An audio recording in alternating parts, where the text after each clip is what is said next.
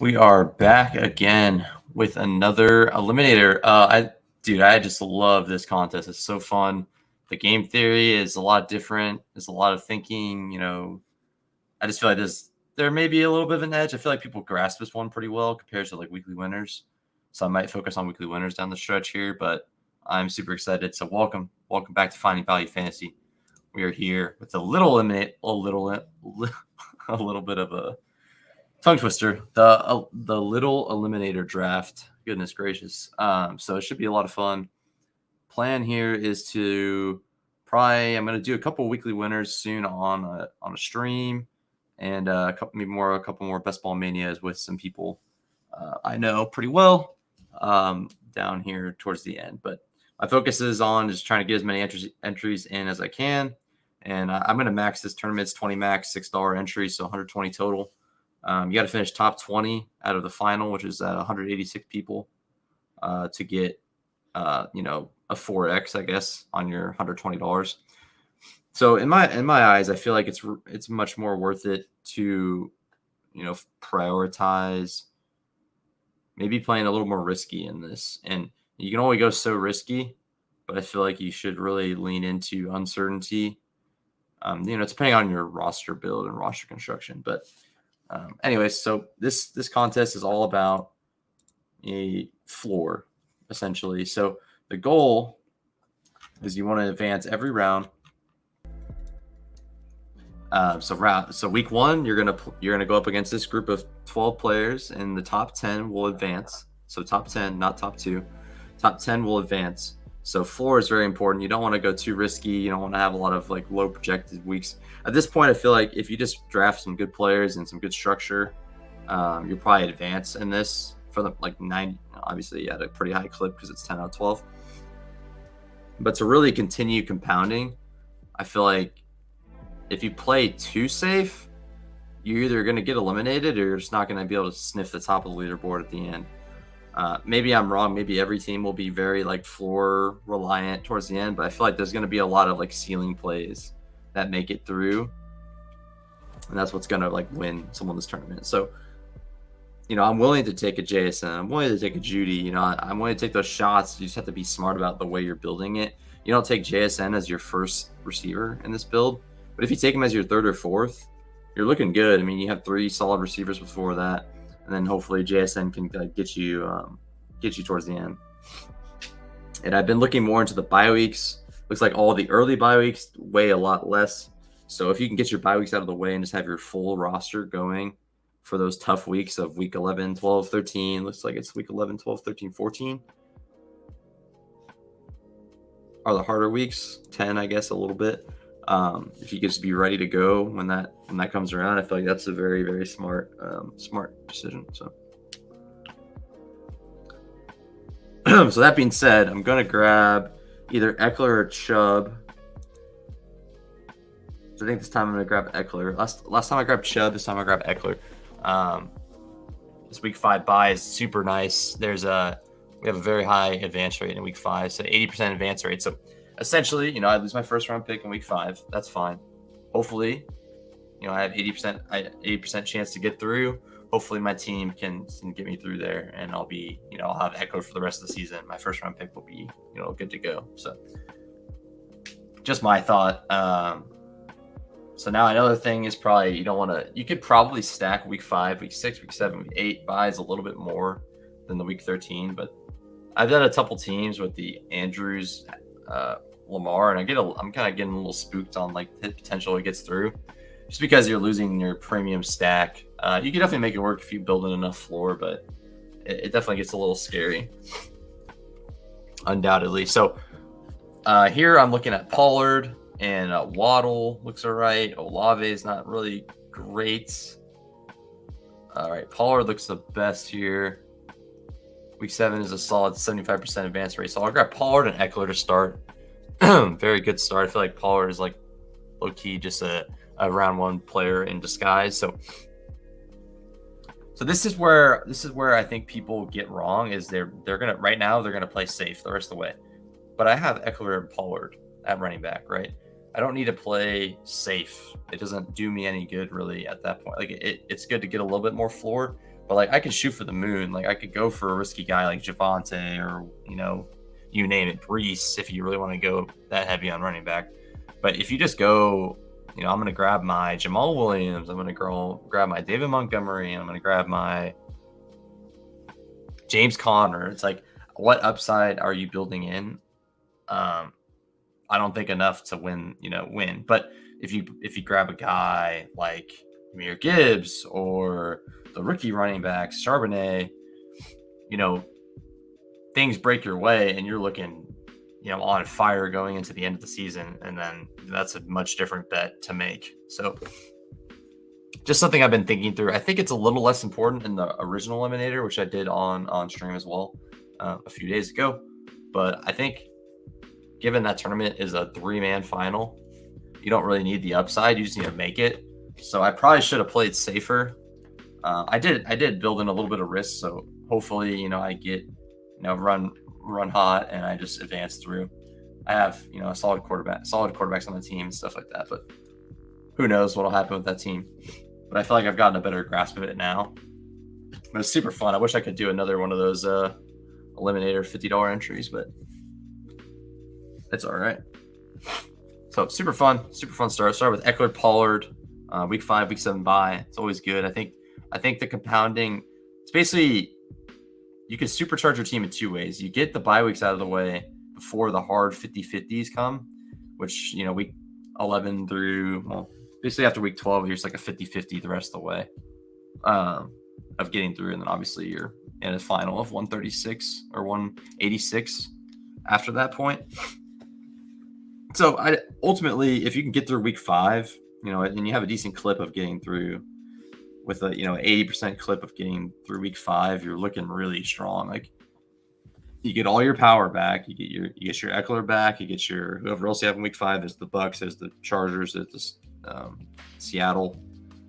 Some good teams. Looks like Cleveland as well. There's some good teams on week 5 bye. So if you get your teams back and you're looking real strong. So here's where I'm looking at. Hopefully Debo falls to me. I don't mind Amari Cooper either. I think they're both good bets here. Obviously, I prefer Debo personally in a vacuum.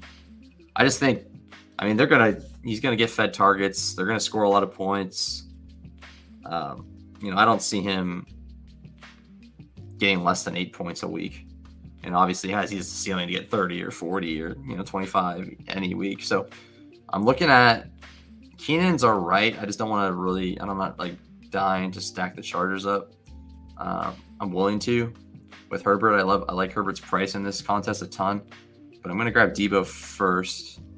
I'm going to grab Debo. Okay. So this is a pretty fun start. Eckler, Pollard, Debo is pretty sick. Judy Price isn't bad. Obviously he falls a ton. I don't think it's a ton. Like, for example, like this is where you got to be smart what you're doing. Like if I take Judy here and he misses 3 weeks, I might not make it. So I might not make it because my second receiver is hurt maybe for a few weeks, right? So that's when the decisions get a little harder in my eyes. The idea of just grabbing Brees and be like essentially done at running back is a little tempting, but I feel like with the capital I'm spending, I definitely don't want to grab Brees Pollard, because if I do Brees Pollard, then I'm looking at Eckler and whoever else at week 7. I guess I could probably overcome it. I would have to go 5 running back. That just feels like a lot of capital, so it might not be worth it. ETN is interesting. ETN or Ramondre, if any of those guys fall to me, it's pretty tempting to grab one of them up. That would be pretty fun. If I can get either of them, that'd be great. Week 9 is a 77% advance rate. So I'd be missing a couple players there, but I'd have a strong team otherwise. So I actually really like ETN here if he is there. Mark Andrews is starting getting interesting at 41. So I think I'm taking Mark Andrews. I'm taking whoever is there of ETN and Andrews at this point. Probably leaning Andrews. I know week 13 is tough, but he might get me. He might just carry me there on his back. So I'm grabbing Andrews. So the way I see it is you take Andrews. Obviously, week 13 is a tough one to get through, but you got to make it there. And I'm gonna be cashing, making small profits going up to week 13. But the way I see it is you grab Andrews here in the 4th round, which is pretty awesome. I grab Andrews here, and I should have a large advantage on the field for all the way until week 13, right? And then I just have to get through week 13 with hopefully a pretty strong team. I need to make a concentrated effort to not grab any more week 13 guys, because I want my team to be as strong as possible when I get there. I can't really compound more bets on that week. So we'll see. We'll see what we can do here.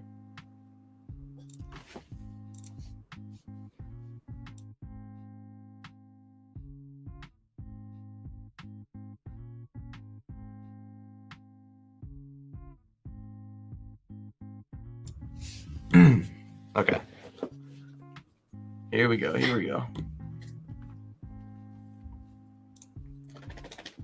So it looks like, there's a chance that we run really high here, because there's like 4 or 5 really tantalizing options here. Deontay Johnson looks great in this format. There's only I think 2 week 6 buys.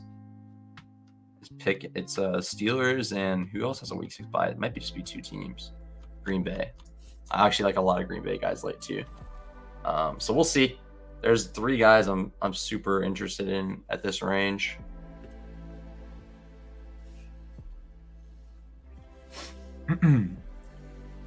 Well, Hopkins goes. Judy could fall a ton, and I don't think I'm touching him.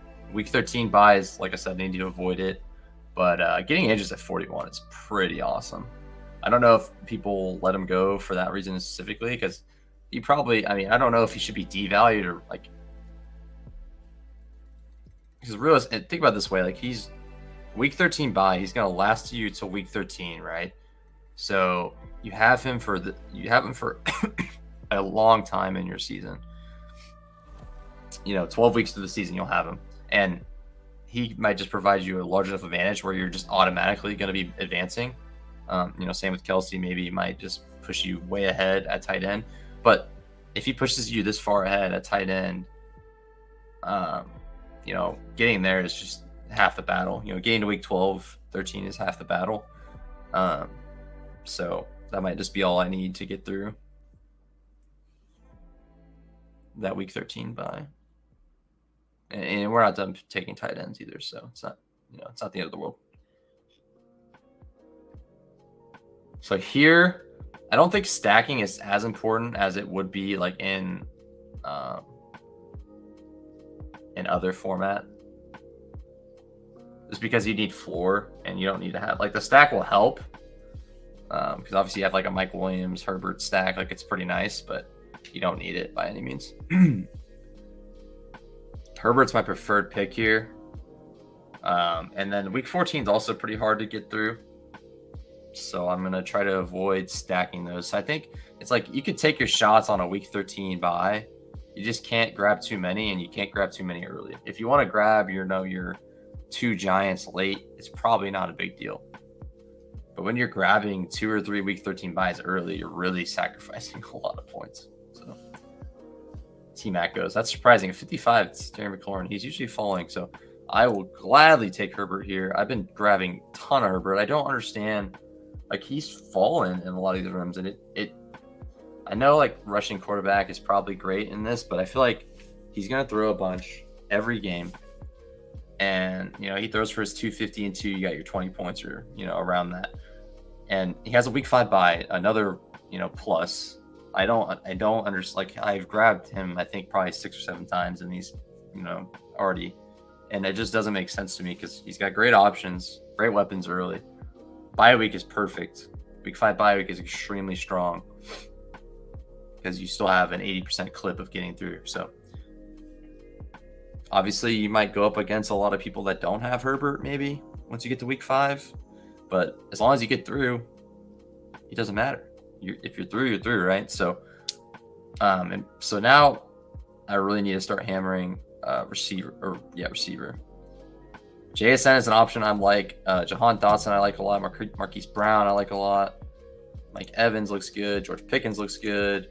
So I like all of these guys a ton. JSN obviously could fall. I'm not gonna go for him unless he falls a bunch. Probably not a good team to get him on. If I started with 2-3 receivers, the JSN would fit more on this team, but I don't think he fits. The running back flyers fit a little more on this team than the receiver flyer or receiver risky plays. So I may be rambling a lot, obviously, but it's just a very intriguing, format. This is super, super fun. I like Dotson the most in this range, so I'm gonna reach and grab him, even though he has a week 14. He's still well worth that pick for me. And I'm gonna, make it, like I said, make a concentrated effort to not grab more week 14s in the stretch here. Yeah, well, Pickens is my other favorite option, so Dotson's fine here.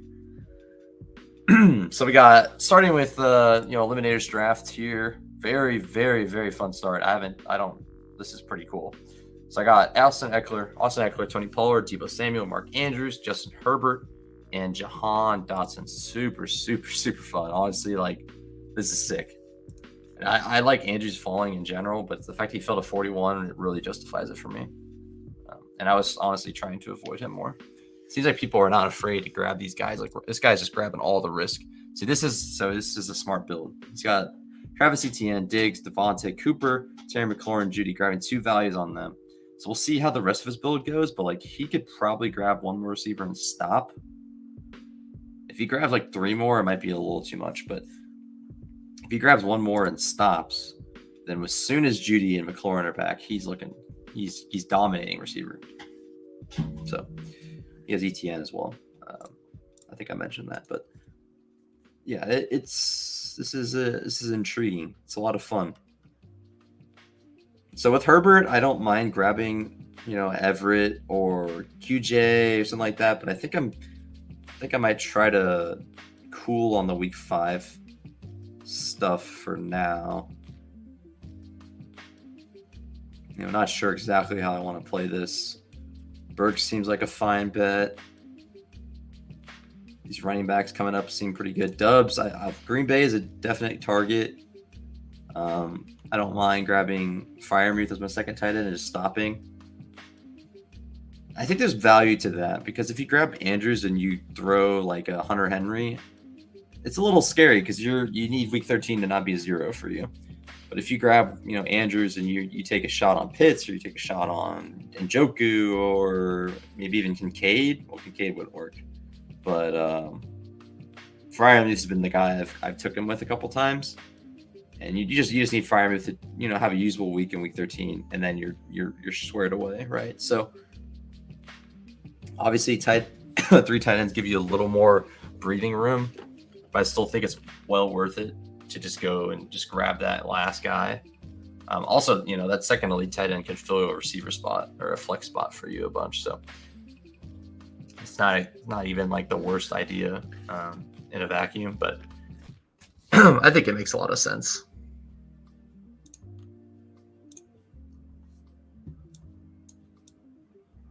So at this range, I like Swift a bunch. I think I'm going to scoop up Sutton. And then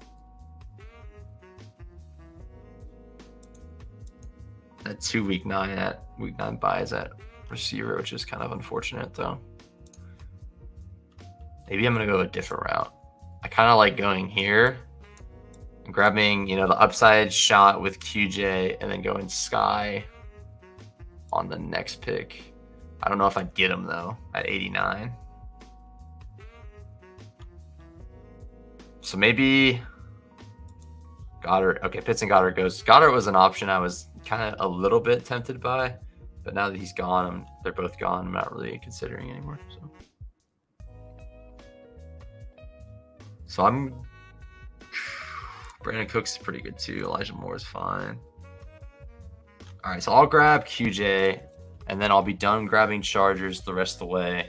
It's kind of compound my bet on Herbert. Probably want to avoid week 5 as well a little bit, but I still feel confident in getting through week 8. I already have an advantage at tight end and, hopefully at quarterback too.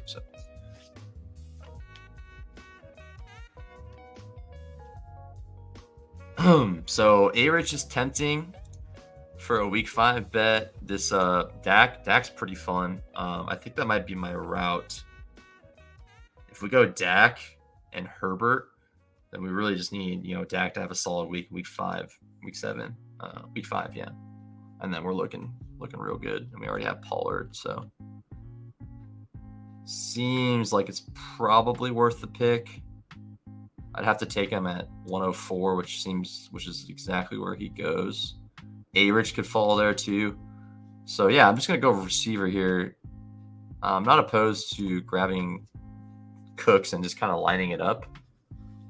I'm not the biggest Cooks guy, but I'm down to try it.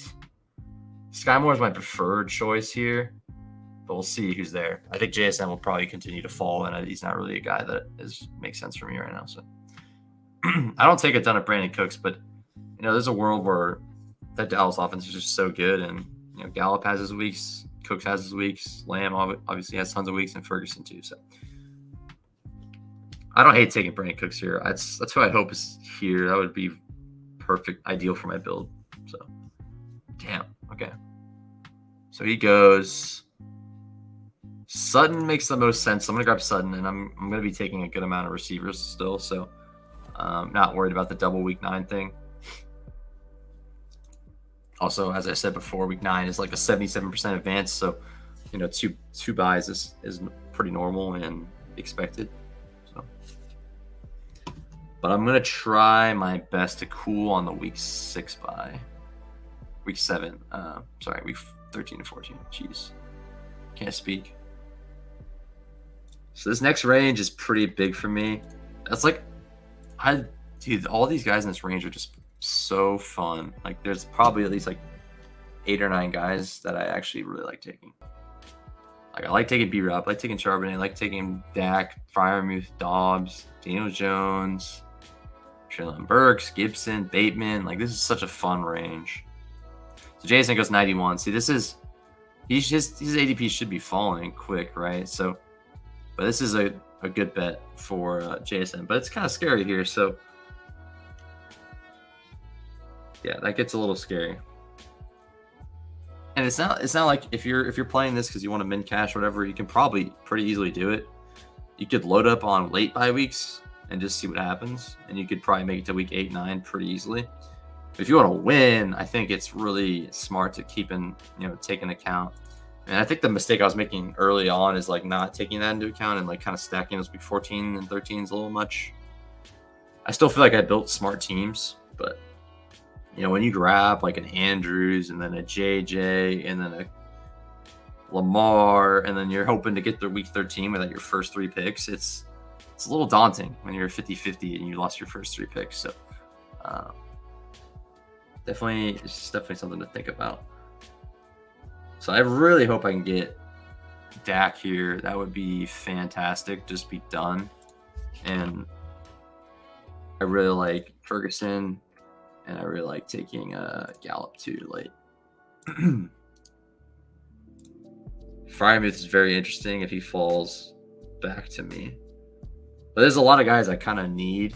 And I think I'm gonna punt running back down the road, like I said, and grab some hopefully some decent volume guys, but have a ton of upside as a rookie or something like that. So that's my plan. Really like how this team's going so far, though. This might be my favorite so far. So I'm happy to let Bateman fall. Traylon is hard to pass up. But I think Traylon is hard to pass up. But I think he will fall.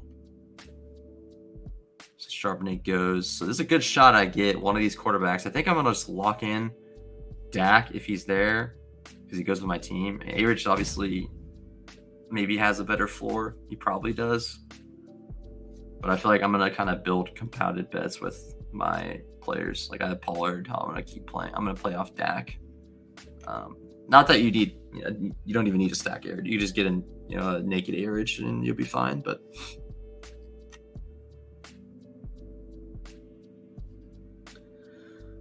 So I have a lot of questions here of what I want to do. A-Rich goes, okay, so that made my decision easier. I'm going to grab Dak. I don't want to risk him going. This guy's Brandon Cooks. He could easily grab Dak. So now I feel pretty comfortable with 2 quarterback. I got 2 in a great window. I'm actually curious who the Cowboys play week 5, just to see if that is at all relevant. Fryermuth goes, unfortunately. That was someone I was hoping to get. All right, let's take a look here. Who plays them on week 5? Dallas plays San Francisco. It's a tough matchup, but it should be a good game at least. Hopefully a good game. That's fine. I'm not going to worry about that right now. It's really not worth worrying about a matchup. A lot can happen. And I think, obviously, if Dallas wants to win that game, they're going to have to put up some points. If they want to win any game, they're going to have to put up some points. So I'm not going to stress about it at all. So there's a lot of week 6 guys that are later with the Green Bay guys. I think I'm smashing Treylon if he falls to 113. But as long as I get Dubs or Treylon, I feel pretty good here. Dubs hopes for 1,000 yards. Wow. You're about to make a spot on my roster. I'm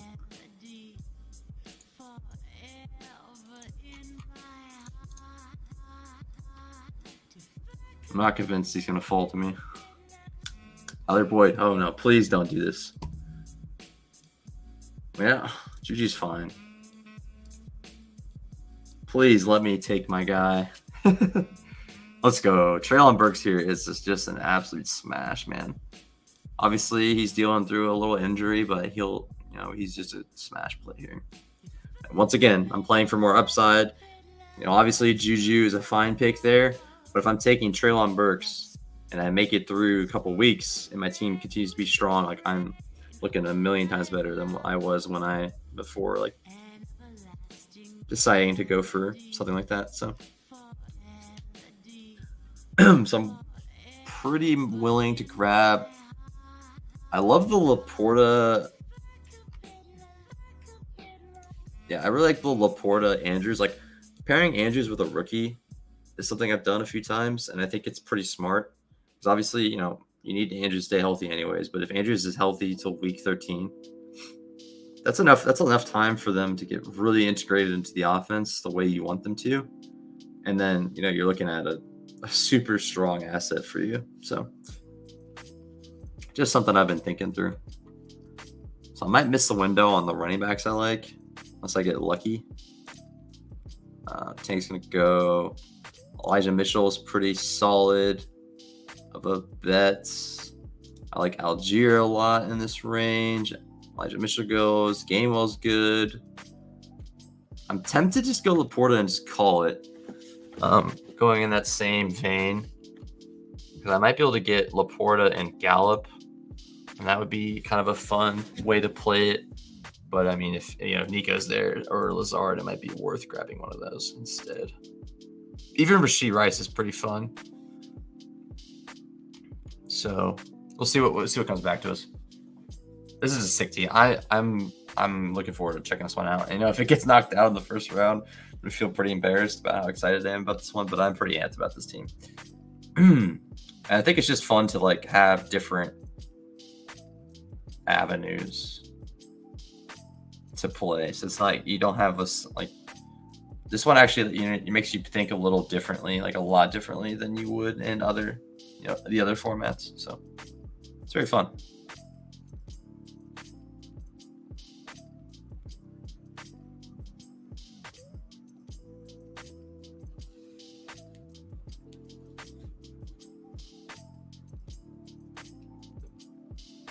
Jalen Warren goes. Okay, that was the guy I was kind of hoping, just low-key hoping he would come back to me, but that's fine. Fun stuff, though. I got a fantasy draft this weekend. This is the weekend of the 25th. This one should be uploaded pretty soon. I'm just going to make a thumbnail for it and get this one uploaded. So I got a fun little August 25th, by the way. But I got a fun draft coming up. and then another one the week after, and then the season will be here. And it's honestly, I'm so amped. I love drafting, but I am so excited just to see how this season goes. And yeah, I hope I can do as much as I can for this.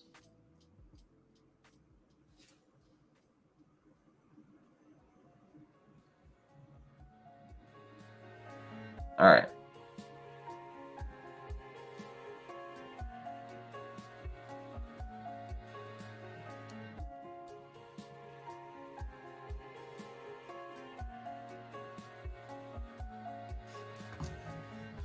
Jamal Williams goes. Yeah, I love Gallup here, but I think taking Nico is just so much smart, like just a better bet. So I grab Nico. A little bit after ADP, feels good there. That's like the thing you gotta look out for. Like, obviously, in most builds, I prefer Gallup there, but Nico could be the 1 on that team, and Gallup could be the 4. And I love Gallup. I think he could be the 5 if you include Pollard too. I think Gallup's great. I actually think he's a good bet just because of spike week upside.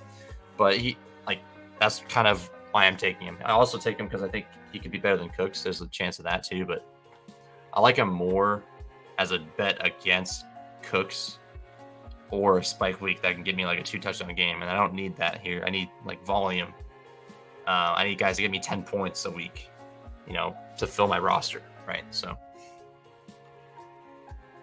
a little bit different of strategy. So see, like Kincaid, Kincaid would be great here, but I already have week 13, so definitely not worth it. But I really like going Laporta here. I don't see a reason why not to. And obviously, in a vacuum, I probably prefer Mostert, I prefer Algier, prefer Gainwell, but it just seems reasonable to go for your tight end to like lock up your position and be done. And it should be pretty interesting to go like a 2-7-7-2 on this. So Laporta goes, damn.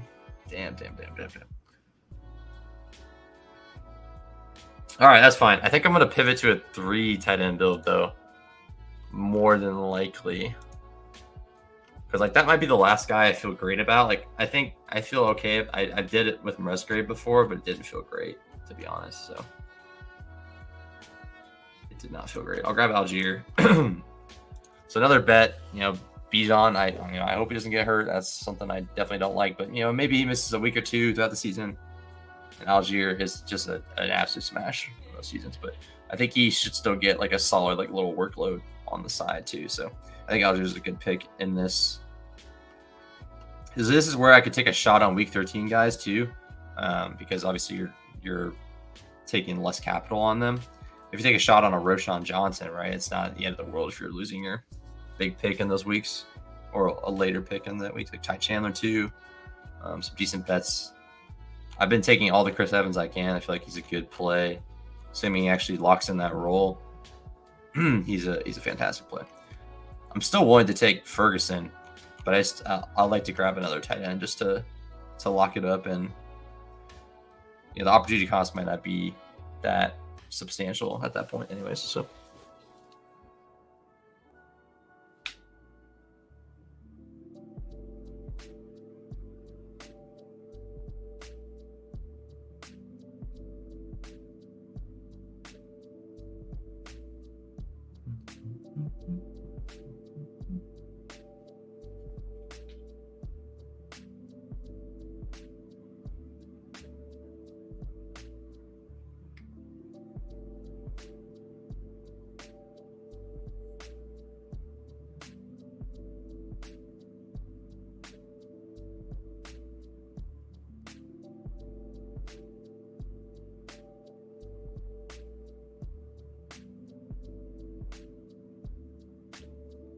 I did not just realize that. I just saw that Lance got traded to the Cowboys. That's wild. Wow. I wonder how that's gonna work out. What if they like Trey Lance, dude? That was one of the trailers about to start over Dak. Imagine. Maybe he'll be the backup. I mean, Cooper Rush is pretty good, right? But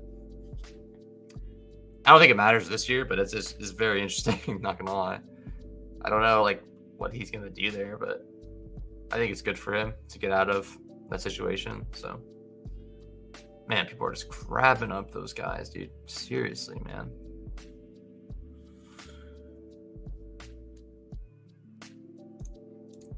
I mean, I'm cool with Everett. Like, I'm already taking, like, obviously I'm taking a bet on the Chargers. If Herbert's smashing every week, I get one of his pass catchers. That's going to be a good thing for me. So,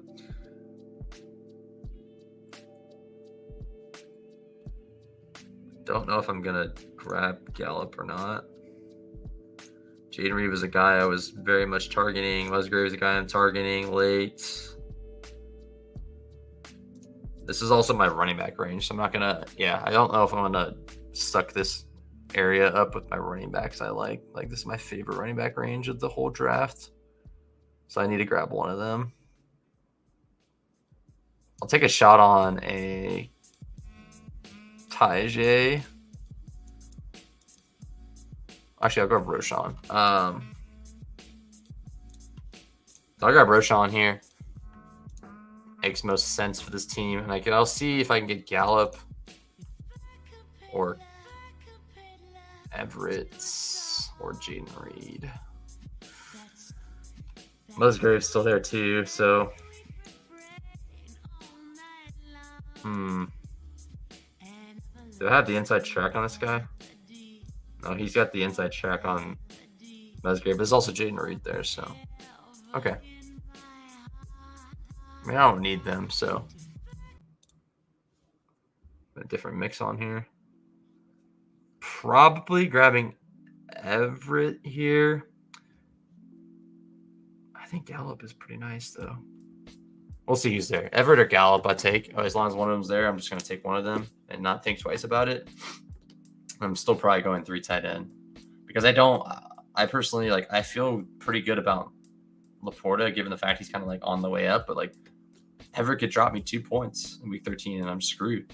So I'm not going to let that be how I go down, so we'll see if I get Gallup or not, though, at 161. Feel great about Gallup at that price, though.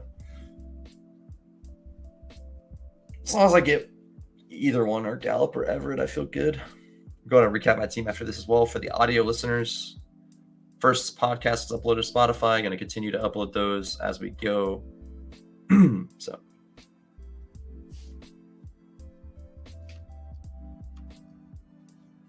Let's see. Yeah, dude, I'm taking Gallup for sure. Kidding me? Wow. Sweet. I got a 3 week 7, guys. It's probably a 2-5-8-3. Is that a build that you can do? It is, yeah. It's 2-5-8-3. Yeah, that's a fun one.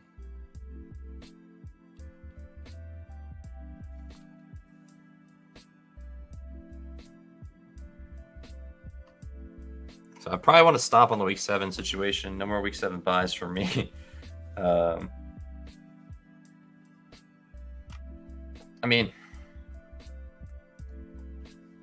week 7, I'll have Cortland Sutton, Quentin Johnson, Dotson, and Samuel. My top 4 receivers will be there week 7.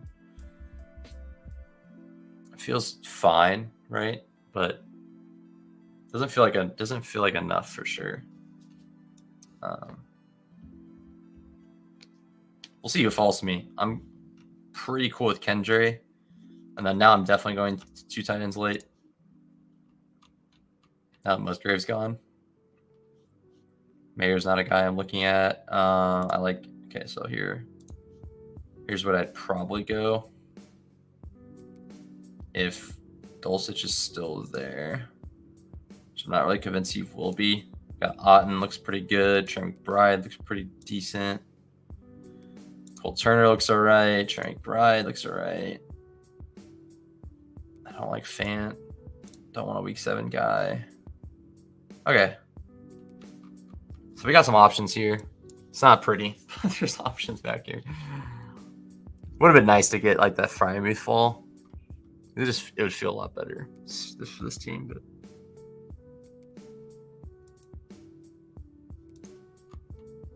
Still betting on Eckler and Pollard to be solid all year long, be healthy, of course, and even a small injury I can probably survive. So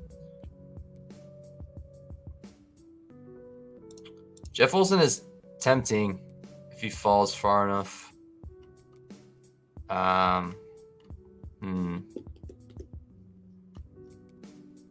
hard.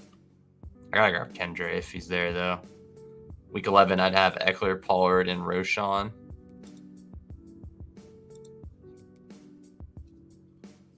I would say that's enough.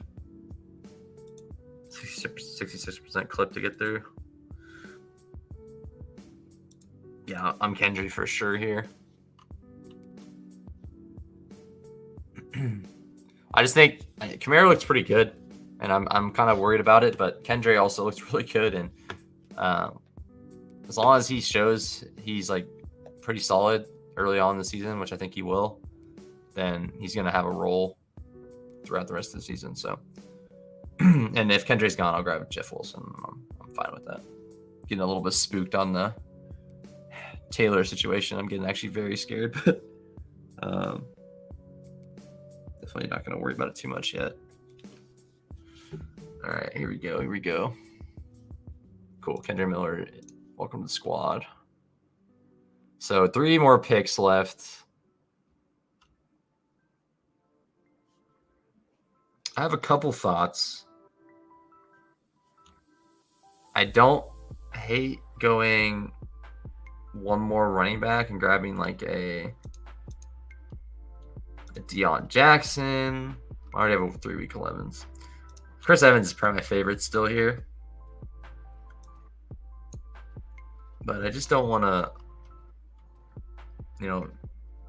and push comes to shove, I can stick with 2 tight ends and just hope like I get lucky, right? Hope that in week 13 that I get a Kate out in spike week or a Hunter Henry spike week or something, right? And you might not even need that. Like if tight end's low scoring enough and not everyone in your pod has that tight end, like you're fine. It's really you're only worried about like that is something to think about. Like if you're not probably going to be fine at tight end as long as everyone in your pod doesn't have like Andrews and Kelsey or as long as everyone in your pod doesn't have the guy that goes ham that week at tight end, you're fine. Like you're fine, and people aren't going ham that often at tight end. So I'm talking myself into the fact that I don't need 3, so I can bolster my running back and receiver a little more, which I feel like is worth it. But it could bite me in the butt if if things work out. But I don't think it'll matter that much. Obviously, if you happen to jump into a pod and Andrews is the smash of all smashes or whatever, or if it's Andrews, it doesn't matter because no one has Andrews week 13, right? But like it genuinely may not matter because if you show up to week you show up to week 13, right, and you don't have your Andrews share, unfortunate, but no one else has Andrews, no one else has Hawkinson, no one else has I'm trying to think of the other ones that are there. No one has Kincaid. No one has Waller. So, I mean, now I'm talking myself into like if as long as your whole pod doesn't have Kelsey and Kittle and he doesn't go ham, I don't know if you need 3 tight ends with Andrews. Like I'm really talking myself into this now because there's 4 elite tight ends not even playing. 3 and then Kincaid, of course, but like that's pretty significant to think about. And you're really just hoping you thread the needle and you don't have to go up against 8 Kelsey teams or something and he goes off and then then you're actually screwed. But that's kind of a thin bet. I don't know if that's going to happen every time, right? So talking myself into not going a 3rd tight end, and I think it makes a lot of sense. I'm gonna actually write that in my notes. 13, lots of tight end on bye, could sneak through without elite. Hopefully, few points, may not be much. So maybe that makes me want to target Andrews more or less. I'm not sure, especially if I get him at a value like this. But Andrews could get me through all the way, just like Kelsey would help me get through. But yeah, that's very interesting. That's something I haven't thought about that much, honestly, and it intrigues me, honestly. So yeah, I'm gonna stick to my guns there. I'm not gonna grab another tight end. So.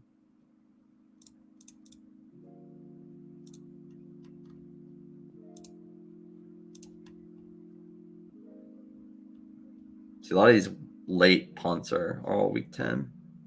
Tutu's here too. Tutu's a fun pick. Week 10, Tutu. Allen Robinson's pretty interesting too. I mean, Tutu's not really a spike guy, is he? I mean, I think Hardy's probably a pretty good pick. I'll grab Hardy. Chance to be on the field, chance to be the slot guy. So I think that's a fun way to end the team. I don't have a week 13 receiver. I don't have much on week 13. I can overcome an 18th round pick, right? So this is a 6 squad. I'm gonna be keeping track of this one. This might be the best team I've drafted in this format so far.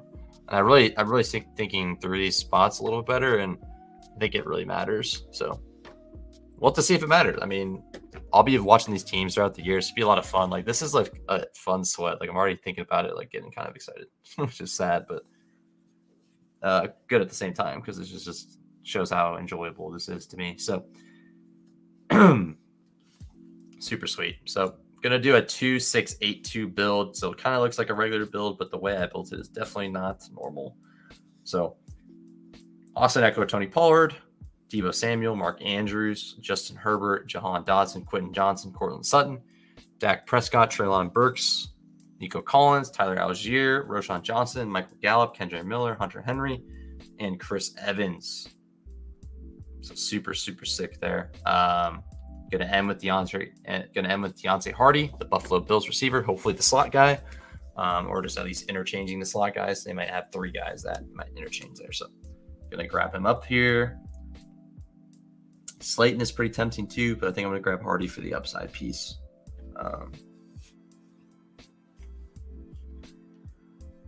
Slayton more risky, but I think it's pretty fun to grab Hardy here. Both week 13 anyways.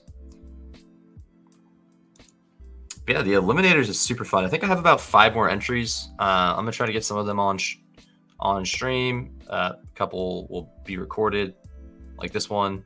But yeah, super fun time. Really appreciate you guys hanging out. If you guys watched the whole video, please let me know what you think about the Eliminators format. Hopefully I explained it good enough. Every week 1, week 2, week 3 is a new tournament, brand new tournament with your team. Best ball format, of course. 3 receivers, 2 running backs, 1 tight end, 1 quarterback, and 1 flex. Just seems like a blast, honestly. This is a super fun format. Every week you advance. Week 9, you start getting paid out for advancing. You have a high chance of advancing every week. You just don't want to fall in that bottom percentage. And, my thought is I think a lot of people are playing too safe in this format. And I think people should, lean into a little bit of uncertainty, just like you do in regular best ball, but, regular tournaments. But I think a little bit less so and really dependent on what you're building. Whereas I think you can get away with it in the normal contests, but I don't think you can get away with aimlessly grabbing a bunch of hurt guys that may be better later in the season, right? You got to really think it through in these formats. So I think it's super fun. I'll be taking an eye on these, and that's the edge I'm going to try to push. I'm going to try to build good quality teams. Think through if I'm pushing tight end, at 2, or if I'm going to go 3, why I'm grabbing 3 quarterbacks, or if I need to, and kind of thinking through the bye week situation too, and trying to be smart about the way I'm allocating draft capital based on the percentage you have to get through. So I think I sound enough like a nerd for the day. I'm going to call it there. Yeah, let me know if you enjoyed it. Let me know what you think about the format and the draft in general. And yeah, I'll see you guys next time. Have a wonderful weekend. If it's the weekend, have a wonderful night. If it's night, whatever you're doing, whatever you're up to, be safe and have a great day. And I'll catch you guys later. Peace out.